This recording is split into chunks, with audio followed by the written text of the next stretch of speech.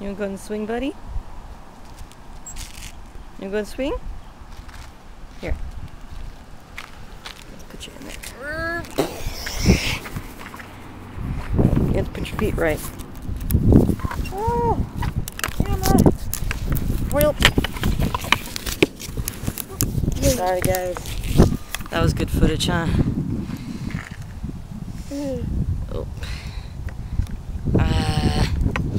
There we go. Now you're in there. Whee! Whee!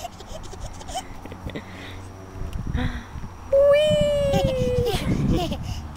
Why is it necessary to say that while you're pushing someone? Whee! How do you say wee? It's like you're not doing the wee part, you're just pushing, but for some reason it makes them laugh. Oh. Whee! See if I do it without. He's happy. Oh, he'll laugh, but whee! He thinks it's hilarious. It's all stuck. So we are at the park. It's just down the street from our house. This little park has like a little kid park place, and then more grown up. I mean, it's old school. It's nothing too fancy, but you know, gets the job done. And I just need to get out of the house. I'm still in my funk. You know, yesterday I was feeling good. I'd gotten out and did things, but today it hit again. And I was feeling depressed and just angry and upset and emotional and, you know, whee! He thinks that's funny. And I was gotten in a funk. And, you know, when you're in a funk, you need to get out of yourself and out of the situation. So we got out of the house. And I was planning on having this whole conversation with you guys. One-sided conversation, of course. But this whole thing, I have a zit right there. It hurts. Anyways, keep on topic, Deborah. This whole thing about depression and how it sucks and how, you know, well, pretty much just how crappy depression is and all that stuff. And I was, you know, dead set on talking about that until I walked past my neighbors. They live a couple houses, or she lives a couple houses down the street from me. And she has like full-on schizophrenia. Like, she'll stand there on her porch for hours just in a bathrobe, usually smoking a cigarette with a shower cap on. And she will have a full-on conversation with herself. One voice is always very angry and swearing and just horrible and scary. And the other voice, it depends. But this time it was more of a motherly, sweet voice trying to calm down the other one. And it was just, I didn't stop and stare, of course, because, you know, she was facing her house. Like, she was talking to her front door, or, well, to whoever was by her front door that no one else could see but herself. And, you know, I didn't want to stop and stare because that's just rude.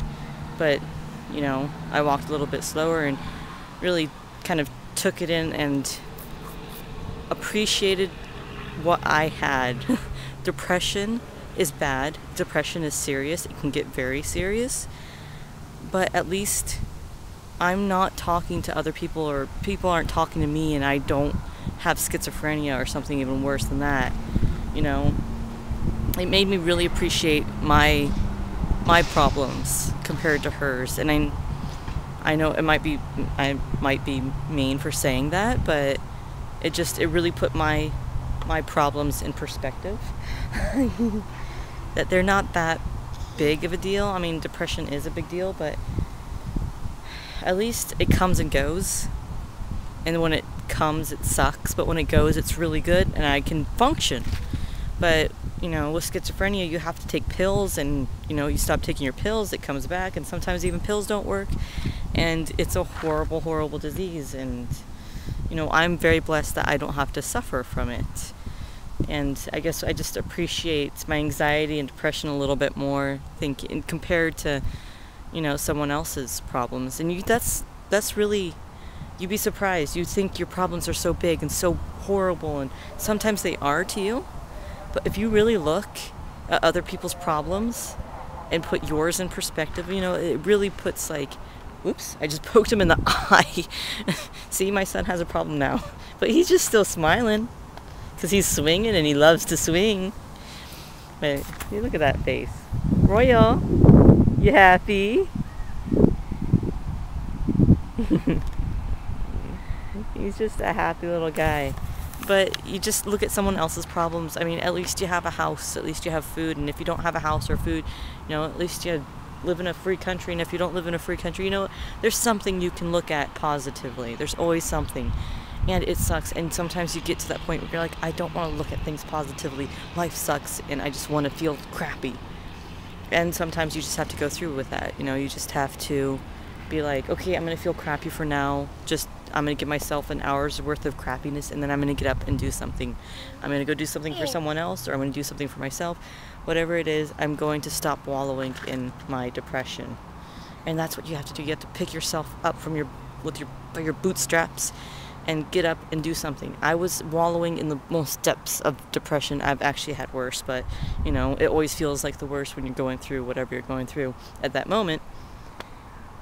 But I was wallowing, and I talked to my husband, and I cried, and I'm just like, I can't do anything. I don't want to do anything. And he's like, well, then that's your choice, because, you know, you have options. You can go and fix this, but it has to be your choice. I can't make you do it. No one else can make you do it. You're going to have to do it yourself. And I said, I don't want to do it myself. And he's like, well, then you're going to be depressed. And that's how he is. He's very straightforward. He's like, you can either fix it or just be depressed and deal with it. So I decided to try to fix it by going to the park and seeing my son be so happy. And that's pretty much, you just have to give yourself that option. Either deal with it and do something to make it better, or just feel like crap. And if you think of it that way, you're probably going to choose not to feel like crap, because feeling like crap feels like crap. It sucks. Huh. And that's my little rant for the day. And I really wish, you know, I've been watching the Shaytards. I watch their like old videos because I like Fat Shay better than Skinny Shay. I mean, I love the Shaytards. They're a beautiful family. But something about Fat Shay, I like to watch people eat, and he always ate a lot. I have a weird thing. I really do like watching people eat. I hate when people watch me eat, but like I could watch a whole video of people eating. I don't know. It's like I live vicariously through them. Especially like big people. I love watching people eat, like on videos and stuff. Okay, this has just gotten a weird turn. But I was watching the Shaytards, and I'm just getting more and more depressed because I'm like, why can't I just always be happy like them? They're always happy. You never see them turn on the camera and be like, I'm so depressed today. It's like they're always happy. It's like, what kind of pills are you on? What is this magic? Oh, look. He had his hands behind his head. It's like, yeah, this is the life. Look at that little blonde boy. He's just relaxing. He's enjoying life, as we all should. I can't compare myself to the Shaytards because, you know, that's not fair to me. Because, you know, I have different problems than them. I know they have problems. No one goes through this life without having problems. But, you know, they inspire me and depress me at the same time. I'm inspired to be happy, but it looks like it's hard. Maybe that will be my goal, to be happy. Because I was talking about goals last night. I haven't posted that video yet, but, you know, you'll see it. But that's going to be my goal. My goal is to be happy and not wallow in my depression. And that's going to be a hard goal for me because I like to wallow. I don't know. I'm like a pig. I just get in there and just wallow. But not anymore. At least I'm going to try to wallow less. Don't chew on that. That's gross. He looked really funny trying to chew on it though. Boop. Boop. Boop. But yeah, enjoy your problems because someone else has much, much worse things going on right now. And my goal is happiness, which should be everybody's goal. And if you have happiness, then you should make other people happy. So there's my little rant. He barks. Oops. I broke my camera. Oh, and FYI, when I said I thought I found a third nipple on my head, like, just, I think on this side, when I was doing my hair last night, oop, I almost slapped him in the face. I just abuse my son when he's on the swing. It was a mole. I've never seen that mole before, so we're keeping an eye on it. I tried not to freak out thinking it was cancer because it wasn't dark. It was like a white mole. I've never seen a white mole before. It was really weird, but it hasn't itched or hurt or anything, so I'm not too worried.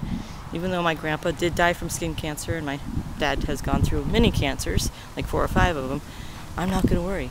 Because we actually have insurance that covers cancer, like special insurance, because my husband knows my history.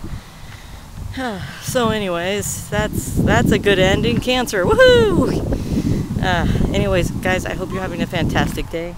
Look at this cute baby. He's doing cute things, except for him destroying my house.